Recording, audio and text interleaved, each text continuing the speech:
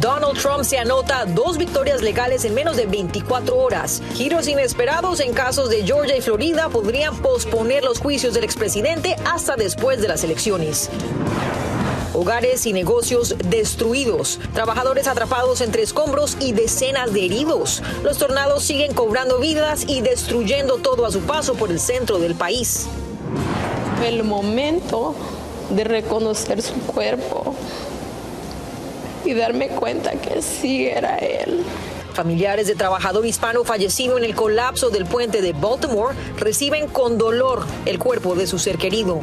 Una realidad difícil de asimilar a más de un mes de la tragedia. Atención viajeros, las normas para volar dentro de Estados Unidos están a punto de cambiar a medida que se acerca la fecha límite para obtener el Real ID. Así comienza su noticiero Estrella TV.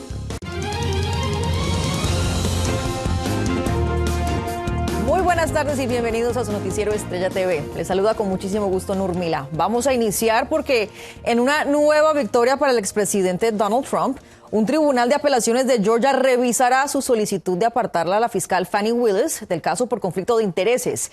Es una medida que seguiría retrasando su juicio de interferencia electoral, brindándole un respiro en el mar de acusaciones que se encuentra. Alfredo Miranda, desde Washington, D.C., nos cuenta. Un tribunal de apelaciones de Georgia retrasó el caso penal contra Donald Trump por interferencia electoral en ese estado al aceptar escuchar una apelación del expresidente que podría impedir un juicio que se llevaría a cabo este año. Esto vuelve a traernos al enfoque de cuál es la verdadera meta de Donald Trump en todo esto, que es retrasar, retrasar y retrasar. Esa es su estrategia legal, no entrar en los méritos de los casos, sino tratar de que este juicio no se celebre antes de las elecciones. El retraso es consecuencia de un procedimiento previo que intentaba descarrilar el juicio por acusaciones contra la fiscal Fani Willis por errores éticos derivados de una relación romántica con un fiscal especial al que había contratado. El juez Scott McAfee rechazó el intento de expulsar a Willis del caso. Trump y sus coacusados apelaron dicho fallo. La Corte de Apelación aceptó el caso para revisar la orden del juez que mantenía a la fiscal Fani Willis en el caso, pero le obligó a que retirara a su asistente, el señor Wade. Incluso si el Tribunal de Apelaciones finalmente permitiera que Willis permanezca en el caso, la sola decisión de escuchar la apelación probablemente retrasará el proceso durante meses. Sin duda esto va a causar que el juicio de Atlanta lo más probable es que no se celebre antes de las elecciones. Logran el propósito de demorar el caso y esa es la estrategia y hasta ahora ha sido exitosa. Esta nueva victoria para Trump se suma a otra que hace menos de 24 horas surgiera en la Florida, donde la jueza Aileen Cannon postergara indefinidamente el inicio del juicio por la posesión de documentos clasificados. Esto lo que te demuestra es lo que una persona con dinero y con poder para poder contratar a equipos de abogados a los que ya se le han pagado más de $70 millones puede lograr en el sistema judicial norteamericano. La justicia que se demora es justicia que se niega. Otro caso criminal pendiente de litigación que enfrenta Donald Trump y que también se encuentra retrasado, pendiente de un dictamen de la Corte Suprema, es el de interferencia electoral que condujera al ataque al Capitolio el 6 de enero del 2021. Desde Washington, Alfredo Miranda, Noticias Estrella TV. Muy bien, Alfredo, gracias. En otra información, según el medio de prensa Político, la administración del presidente Joe Biden está preparando cambios en el sistema de solicitudes de asilo que anunciarán este mismo jueves. Con esto buscan adelantar la evaluación de elegibilidad desde el inicio del proceso, ya que actualmente se determina durante la entrevista de solicitud. Eso significa que se aceleraría la deportación de inmigrantes considerados por oficiales de inmigración como inelegibles para permanecer en el país. Esto sería debido a razones de seguridad nacional o pública. La regulación se aplicaría a los migrantes que soliciten asilo después de cruzar la frontera de manera irregular. Ahora pasamos con un gran jurado de Georgia que acusó formalmente al sospechoso de asesinar a la estudiante de enfermería Laken Riley. José Antonio Ibarra le fueron imputados 10 cargos, incluidos asesinato, secuestro e intento de violación. Ibarra, quien es ciudadano venezolano que ingresó irregularmente al país, se considera el principal sospechoso por una imagen de una cámara de vigilancia. Qué triste. Y el clima extremo sigue causando estragos en el centro del país. El martes en la noche se produjeron fuertes tornados que dejaron un rastro de destrucción. Las poderosas tormentas ya suman otra víctima mortal. Laura Ortega nos tiene el recuento de los daños y también lo que se espera para este miércoles. Desde la tarde del martes, fuertes tormentas con granizos de gran tamaño y tornados afectaron los poblados de los Grandes Lagos hasta Tennessee, donde el condado de Claiborne, un hombre de 22 años perdió la vida cuando un árbol cayó en el vehículo donde se encontraba. En Michigan se registraron al menos 3 tornados la madrugada del miércoles. En el condado de Kalamazoo, uno de ellos arrasó con las instalaciones de FedEx, dejando a casi 50 trabajadores atrapados durante la tormenta. También destrozó una docena de casas móviles donde al menos 20 personas que resultaron heridas tuvieron que ser trasladadas al hospital. Esto sucede un día después de un poderoso tornado dejara una víctima mortal y destruyera gran parte del poblado de Barnesdale al norte de Oklahoma. Pero el clima extremo no da tregua. Este miércoles gran parte del este de Estados Unidos se prepara para una nueva ronda de tormentas. Más de 140 millones de personas se encuentran en alerta desde Texas hasta Maine, donde se esperan fuertes lluvias, granizo de tamaño de pelotas de béisbol, tornados y ráfagas superiores a 75 millas por hora. La población total bajo vigilancia de tornados supera a los 18 millones de personas desde el sureste de Missouri hasta la frontera entre Ohio y Pensilvania. Para Noticias Estrella TV, Laura Ortega. Gracias, Laura. Y ayer llegó a Honduras el cuerpo repatriado de una de las víctimas del colapso del puente Francis Scott Key en Baltimore. Se trata de Maynor Yacir Suazo, de 38 años, quien fue recibido por familiares en el aeropuerto Ramón Villeda Morales. Esto en medio de una gran conmoción y lágrimas. Vamos a ver. El momento de reconocer su cuerpo y darme cuenta que sí era él. Han sido momentos duros. Luego de eso, tener que escoger el cofre en el que él iba a venir. Tener que ir a comprar el traje, escoger el traje con el que él iba a venir. O sea, con el que él viene. Fueron momentos de decisiones muy duros. También en la tarde de ayer en Baltimore recuperaron el cuerpo del guatemalteco José Maynor López, de 37 años, quien era la última víctima que faltaba por recuperar de los 6 trabajadores de construcción que murieron en este triste colapso. Ahora nos trasladamos a California porque 2 hermanos de tan solo 4 y 2 años murieron tras caer a un arroyo en el condado de San Bernardino. Según las autoridades, la niña de 4 años cayó primero al agua mientras su madre atendía a su hermano pequeño. Cuando la madre regresó, descubrió que ambos niños habían desaparecido. A pesar de los esfuerzos de búsqueda, los hermanos no pudieron ser localizados de inmediato y luego equipos de rescate los encontraron río abajo. Las autoridades continúan investigando el incidente. Y este miércoles, en una audiencia de Ensenada, México, un juez presentó cargos a un sospechoso de la muerte de los 3 surfistas extranjeros. Vamos a pasar en vivo a Ensenada con nuestro compañero Vicente Calderón, quien asistió a la audiencia y nos tiene los últimos detalles de la investigación. Adelante, Vicente, te escuchamos. Gracias. Gracias, Nura. Auditorio, a mis espaldas el Poder Judicial, oficinas donde se llevó a cabo esta audiencia y donde vincularon a proceso a Jesús Gerardo alias El Quecas, pero no lo han vinculado a proceso por homicidio de los 3 turistas de 3 turistas extranjeros que fueron asesinados en Ensenada la semana pasada, sino por el delito de desaparición forzada cometida por particulares. Esto significa que se va a quedar en la prisión hasta el próximo mes de noviembre, mientras las autoridades recaban más datos. Dicen que tienen ya suficiente evidencia para comprobar su participación en la desaparición de estos 3 turistas extranjeros, 2 australianos y un norteamericano. Otro de las cosas que pudimos averiguar esta mañana tras la audiencia fue que la mujer que había sido detenida por las autoridades estatales, la novia de alias El Quecas, ahora es el testigo principal con el cual cuenta la fiscalía para decir que este hombre fue el que mató a estos jóvenes, a pesar de que todavía no les presentan los cargos criminales. Según la declaración leída por el juez de la mujer conocida como Ari Giselle, el propio Quecas le dijo que se había echado, no puedo usar el término el verbo que utilizó por ser muy obsceno, que se había echado a 3 gringos. Y cuando ella le preguntó por qué, dijo que fue para robarles porque tenían mucha feria, aparatos,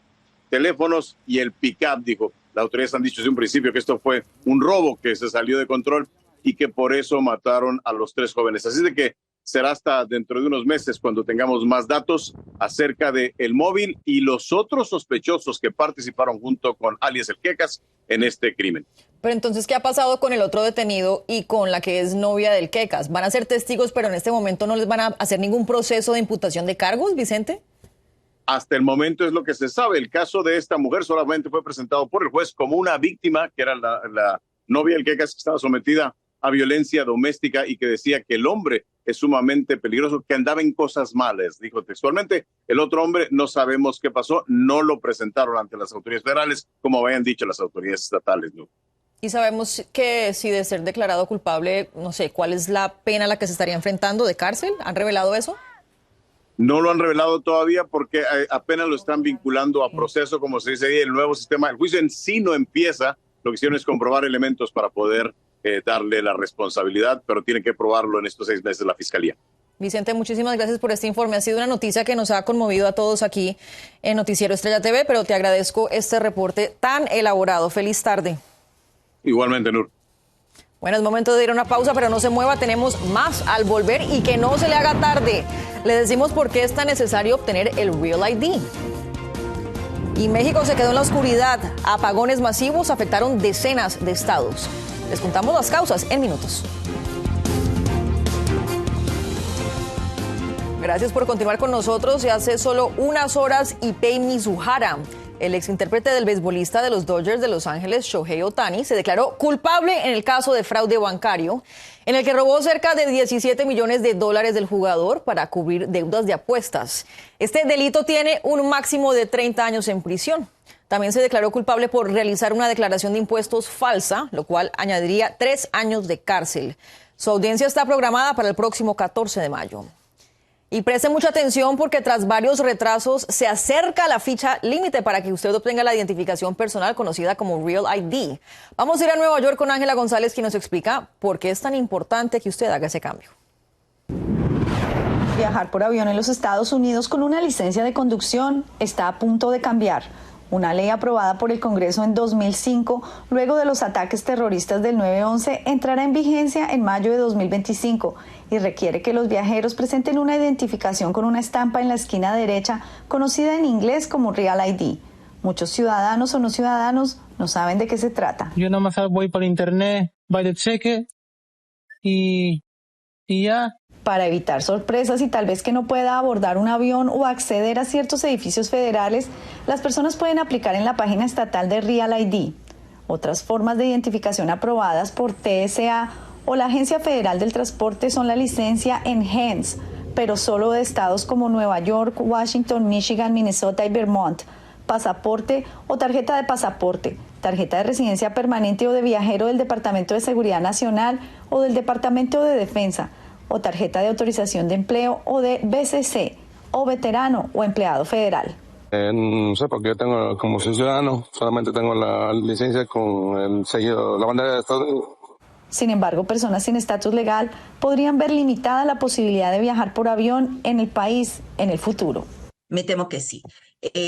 Cualquier persona mayor de 18 años necesitará tener un documento, un Real ID, para poder pasar por aeropuertos a lo largo de los Estados Unidos. Entonces sí va a ser una limitación que no existe hasta este momento. El Real ID no puede ser usado para cruzar la frontera de México o de Canadá o de ningún otro destino internacional, esto según el Departamento de Seguridad Nacional. Desde Nueva York, Ángela González, Noticias Estrella TV. Bueno, nada que hacer, nos toca hacer el proceso debido de este Real ID. Vamos a México.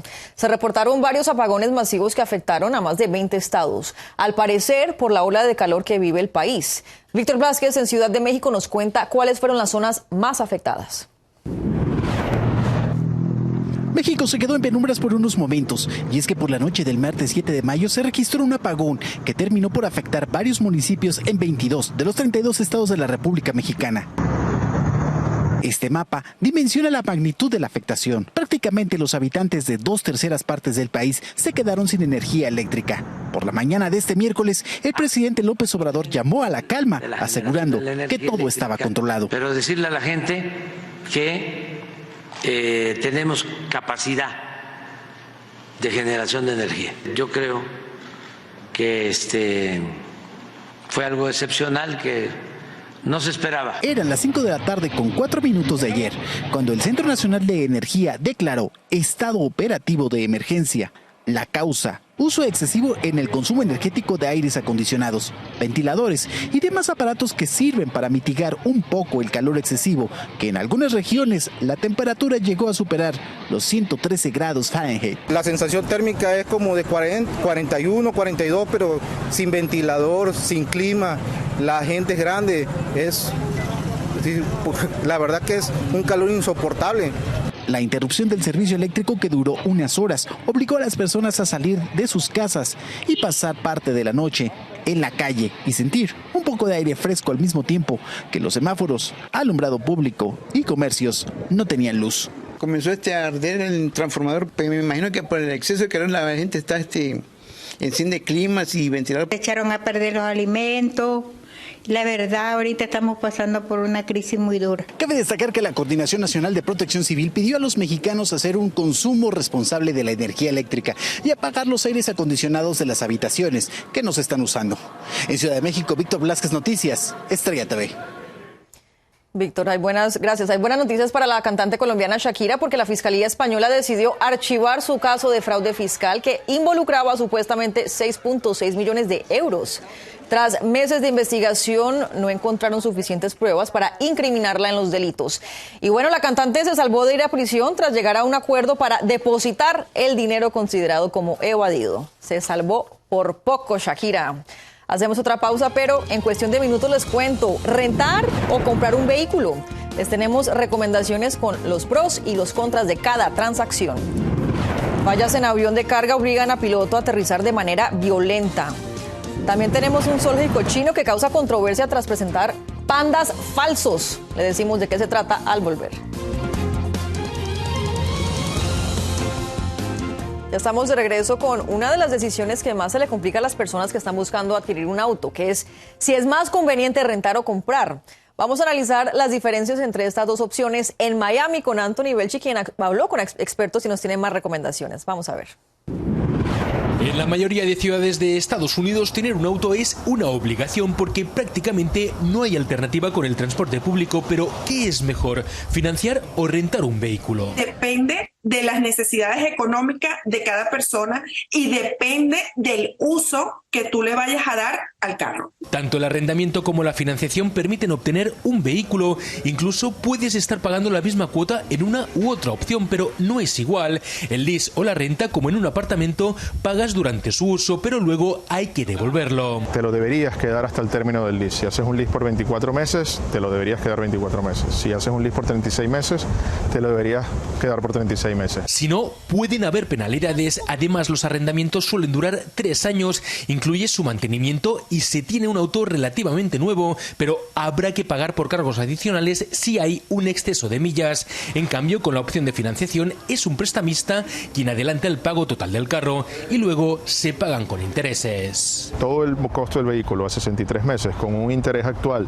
de más del 7%, la cuota va a ser algunas veces hasta el doble de lo que es un lease en el mismo carro. También suelen haber diferencias entre el préstamo que da el dealer con un banco, algo que también hay que tener en cuenta. Es mejor precalificarse, sacar la carta e ir a comprar, como quien dice, en cash tu carro, que ir a un concesionario, a un dealer, porque ellos tienen más bancos, ellos tienen, van a buscar al final su mejor beneficio. En este caso, el cliente se queda con el carro con millas ilimitadas y sin cargos adicionales, aunque deberá pagar por el mantenimiento. Prefiero financiar mi auto porque es mío y no tengo restricciones. Por eso es importante investigar, fijar un presupuesto y sobre todo tener un buen puntaje de crédito. Desde Miami, Florida, Anthony Belchi, Noticias de Estrella TV. Cómo es importante el buen crédito, como decía Anthony. En Turquía, este miércoles, un avión de carga tuvo que realizar un aterrizaje de emergencia luego de que los pilotos se dieran cuenta que el tren de aterrizaje delantero del Boeing 767 no se abría. Los pilotos tuvieron que utilizar solo el tren de aterrizaje trasero, causando que el frente del avión chocara con la pista. Pero afortunadamente nadie resultó herido y la tripulación evacuó el avión de manera segura. Finalmente, personal de un zoológico de la China tuvo la idea de teñir cachorros de la raza Chow Chow como si fueran ositos panda. Esto supuestamente aumentaría el número de visitantes. El caso se volvió viral en el internet y causó revuelo e indignación entre internautas, quienes aseguran que esto es maltrato animal. El zoológico, por su parte, se defiende, expresando que no ha engañado al público porque en su publicidad describen que los perritos son perros y que no son osos panda. Bueno, pero igual está comprobado que teñir a estos perros con esos colorantes es supremamente dañino para la salud. Con esto me despido, pero les deseo una excelente tarde y noche. Yo soy Nurmila. Chao.